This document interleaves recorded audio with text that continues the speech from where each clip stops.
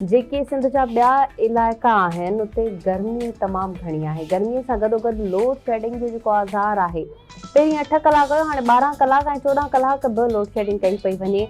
इन load shedding जे करे पाणीअ जो आज़ार थी वियो आहे। ज़ाहिर आहे मोटरूं न हलंदियूं त पाणी केॾां ईंदो, ॿारनि जा यूनिफॉर्म किथां प्रेस थींदा, उन सां गॾोगॾु असीं न्यूज़ किथां ॿुधी सघंदासीं ऐं प्रोग्राम्स जेके बि आहिनि उहे कीअं। वॾी ॻाल्हि इहा आहे त असां वटि जेको मोबाइल आहे उहो कीअं चार्ज थींदो, बैटरीज़ कीअं चार्ज थींदियूं, सोलर सिस्टम आहिनि असां वटि हर घर में, तॾहिं त सोलर हणायो वियो आहे त लोड शेडिंग जो वॾो आज़ार थी वियो आहे।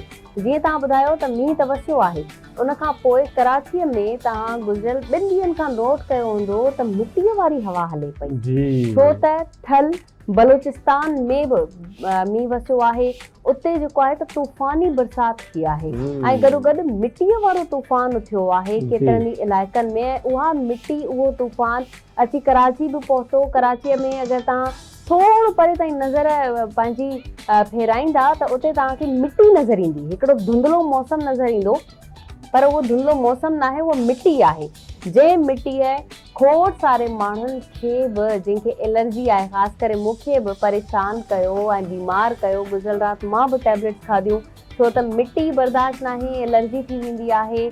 एलर्जी सां खोड़ सारा माण्हू ॿार बीमार थिया आहिनि। पर कराची में हिन वक़्त ताईं का बि अहिड़ी सिचुएशन न आहे, का बि अहिड़ी सूरत हाल न आहे त असीं मींहुं बि ॾिसी सघंदासीं। बिल्कुलु इहो ई आहे नाज़रीन। फ़िलहाल त वेझे वेझे असांखे को बि अहिड़ो सिलसिलो नज़र नथो अचे, न मौसमियात खाते पारां का वार्निंग ॾिनी वई आहे, न का अहिड़ी ख़ुशख़बरी ॿुधाई वई आहे त भाउ कोई झुड़ालू बादल ईंदा तोखे पाण सां गॾु पाणी बि खणी ईंदा।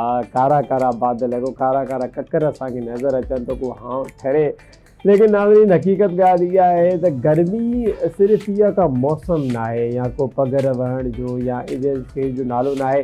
बुनियादी तौर ते गर्मीअ सां इलाही शयूं डिस्टर्ब थींदियूं आहिनि। रोज़गार डिस्टर्ब थींदो आहे, सिहत डिस्टर्ब थींदी आहे, जेके मज़दूर साथी कमु करे रहिया आहिनि उनजी मज़दूरी डिस्टर्ब थींदी आहे, जेके दुकाननि ते माण्हू दुकान ते कमु करे रहिया आहिनि उन्हनि जो पंहिंजो कारोबार जेको आहे मुतासिर थींदो आहे। वरी ख़ासि करे जॾहिं एॾी ज़्यादा गर्मी हुजे, वरी उनजे मथां वधीक इनाम में तव्हांखे छा मिले त लोड शेडिंग थी वञे, तव्हांजे घर जी बिजली हली वञे, तव्हांजे कारोबार जी बिजली हली वञे, त पोइ त माना माण्हू चवंदो त असां हिते रहूं छो पिया।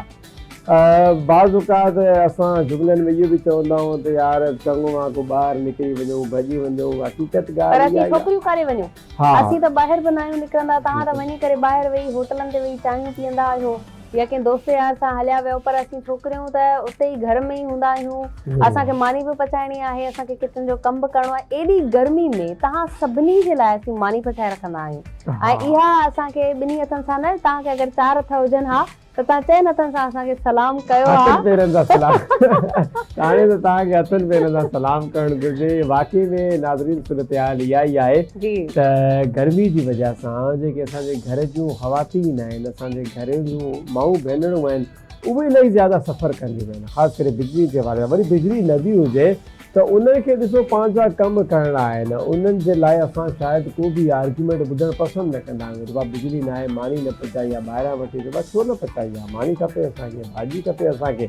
वरी एतिरी तपती गर्मीअ में वरी बिजली बि न हुजे, लोड शेडिंग जो मामिलो हुजे त वरी एतिरी बाहि जे मथां, गैस जे मथां बीह करे असां जूं माइरूं भेनरूं मानी पचाइनि, भाॼियूं पचाइनि असांजे लाइ। जीअं तव्हां ॿाहिरां ईंदा आहियो त ॿाहिरां पाणी जो गिलास बि त घुरंदा हूंदव। बिल्कुलु, उहो कूलर केरु ठाहींदो आहे, थधो पाणी असीं ठाहींदा आहियूं ऐं तव्हांखे उहो वरी पेश कंदा आहियूं त वठो तव्हां गर्मी में आया आहियो, छा असांखे गर्मी नथी थिए, असीं इंसान न आहियूं। अच्छा, गर्मीअ जा तव्हां नेगेटिव पासा त ॿुधाए वियो, पॉज़िटिव पासा कहिड़ा आहिनि मुबशिर? अगरि उन्हनि ते थोरो गौर फ़िक्र कजे त बहितर आहे, छो त गर्मी न हुजे त असांजो अन्न न पचंदो, गर्मी न हुजे त असांजो अंब न ईंदो, गर्मी न हुजे त असांजो वाटरमेलन असांखे ॾिसण में न ईंदो। खोड़ सारा अहिड़ा ॿिया फ्रूट्स ऐं भाॼियूं आहिनि जेके असांखे खाइण लाइ न मिलंदियूं। इन गर्मी जे मौसम में ई खोड़ सारो फ्रूट अचे थो, सब्जियूं भाॼियूं अचनि थियूं जेके असांखे हेल्दी रखनि थियूं ऐं इन्हनि खे माण्हू वरी स्टोर करे रखंदा आहिनि, सुकाए रखंदा आहिनि। करेलनि खे माण्हू सुकाए रखनि था, भींडियुनि खे सुकाए, अंब खे सुकाए रखंदा आहिनि हिन सीज़न में, त जीअं माण्हू पूरो साल उहो अंब इस्तेमालु कंदा आहिनि। ख़ासि करे मां स्कर्दू वयमि, हुंज़ा वई हुयमि त उते मां ॾिठा त अंबनि जा पैकेट ठहियल हुया मुबशिर। उते मां पुछियमि त हीअ शइ छा आहे, त हुननि चयो त हीअ सुकल अंब आहे, जंहिंखे असीं स्टोर करे रखंदा आहियूं ऐं ही एज़ अ फ्रूट न पर ड्राई फ्रूट करे माण्हू हितां वठी वेंदा आहिनि ऐं सौगात करे पेश कंदा आहिनि। त ॾिसो हिन सीज़न में बि तव्हां अंब खाई सघो था। यानी कि डिसंबर जी मौसम उहा हुई जॾहिं मां वई हुयमि त डिसंबर में बि उते अंब मौजूदु हो।